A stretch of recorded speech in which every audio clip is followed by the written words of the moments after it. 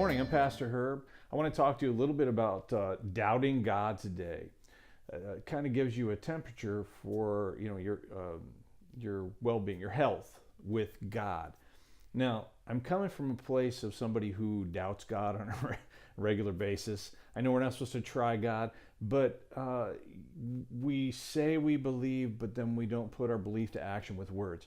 In Matthew 4:3, Jesus was being tempted in the wilderness as the tempter came to him and said, "If you're the Son of God, tell these stones to become bread." Because he'd been fasting for a 40-day period.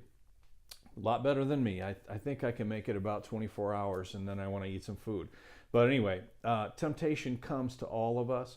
And now that started back in the Garden of Eden with Adam and Eve. They had one rule, just one rule. It'd be great if we could just follow one rule, wouldn't it? But God knows that we're weak and we can't do that. So in the Garden of Eden, they were told not to eat the fruit of the tree in the midst of the garden. Of course, you know the story. Adam and Eve are walking along. They're a little close to the tree. The serpent comes, and he's more subtle than any beast of the field, and says, "Hey, did God really say that? Did God really say that you can't eat of the fruit of the tree?" And so that's where it all starts. For us, it's, do we really trust God? And we have Satan and the world in our ear, our flesh, all battling against us, saying, did God really say that? You know, in my life, we say we believe God and say we trust God, and then we don't wait for him to come through. Recently, my wife and I had been looking for some appliances to replace in our house. We have a refrigerator that we've had for a good number of years, and we put ice cream in it, and the freezer, it turns into liquid. So that's not a really fun way to eat ice cream. Now, we're trying to be patient and trying to give God our finances now, and so we waited. And just last week, I was sitting in my chair doing my devotionals. My neighbor comes to the door, knocks on the door. I open the door, and I'm in awe when God sent my neighbor to me, who says, "Do you know anybody in your church that needs a stove?"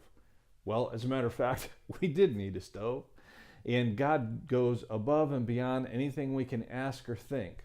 We ended up with a stove with digital controls, newer than what we have, the glass top. We ended up with a refrigerator with an ice maker, crushed and shaved ice, and ice. It will now freeze ice cream. So we'll have ice and cold things again like we hadn't had before.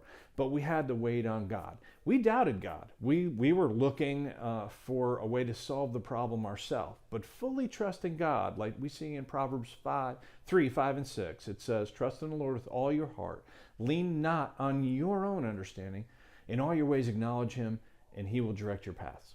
When we wait on God and fully lean in and fully trust him, he'll come through every single time. That happens in your marriage too. Is your husband or wife out of control a little bit? Trust God and wait. Just do what you're supposed to do and trust God.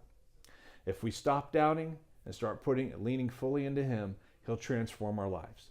And I hope this week that you'll accept that challenge. Trust God with every area of your life. Thanks so much for listening to me today. Have a great week.